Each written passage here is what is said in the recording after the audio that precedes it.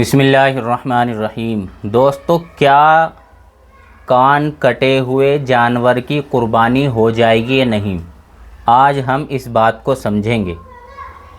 دوستو، ایک جانور ہے، مثال کے طور پر بکرا ہے، اس کے پیدائشی دونوں کان نہیں ہیں یا ایک کان نہیں ہے، تو دوستو اب اس جانور کی قربانی جائز نہیں ہے۔ دوسری بات یہ کہ وہ بکرا پیدائشی طور پر تو دونوں کان والا پیدا ہوا تھا، لیکن پیدا ہونے کے بعد اس کا ایک کان مکمل جڑ سے کٹ گیا یا دونوں ہی کان مکمل جڑ سے کٹ گئے، تو دوستو اب اس صورت میں اس بکرے کی بھی قربانی جائز نہیں ہے۔ اسی طریقے سے دوستو یہ بات سمجھیں کہ وہ بکرا جس کا 1/3 کان کٹ گیا ہو تو اس کی قربانی جائز ہے۔ مثال کے طور پر آپ بکرا لائے، آپ نے دیکھا کہ اس کا ایک کان کٹا ہوا ہے اور آپ نے اس کا دوسرا کان ناپا جو بالکل ٹھیک ہے، صحیح سالم ہے، اور آپ نے ناپا، آپ کو پتہ چلا کہ یہ دوسرا کان 9 انچی کا ہے اور جو کٹا ہوا کان ہے وہ صرف 6 انچی کا ہے، یعنی 3 انچی کٹ گیا ہے، تو دوستو یہ 1/3 ہو گیا، تو 3 انچی تک یعنی 1/3 تک تو جانور کی قربانی ہو جائے گی، 1/3 ہو یا 1/3 سے کم ہو، اس کی اجازت ہے۔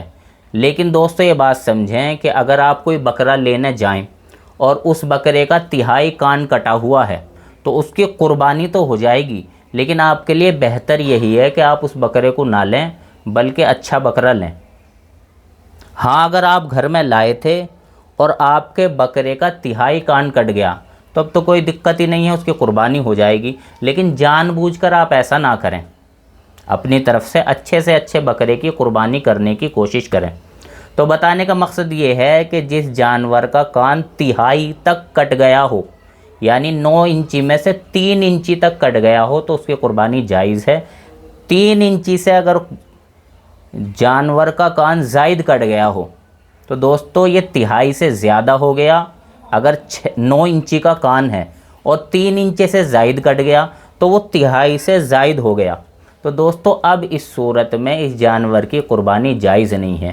تو یہ بات سمجھیں کہ 1/3 کان تک اجازت ہے، 1/3 سے زیادہ کی اجازت نہیں ہے۔ اسی طریقے سے آپ یہ بات سمجھیں کہ وہ جانور جس کے پیدائشی طور پر کان چھوٹے ہیں، آپ دیکھتے ہیں کسی بکرے کے کان بڑے ہیں، کسی کے کان چھوٹے ہیں، تو دوستو اس سے بھی کوئی دقت نہیں ہے۔ ایسے جانور جن کے کان پیدائشی طور پر چھوٹے ہوں ان کی قربانی کرنے میں کوئی دقت نہیں ہے۔ اللہ تعالیٰ ہم سب کو صحیح سمجھ کی توفیق نصیب فرمائے۔ وآخر دعوانا الحمدللہ رب العالمین۔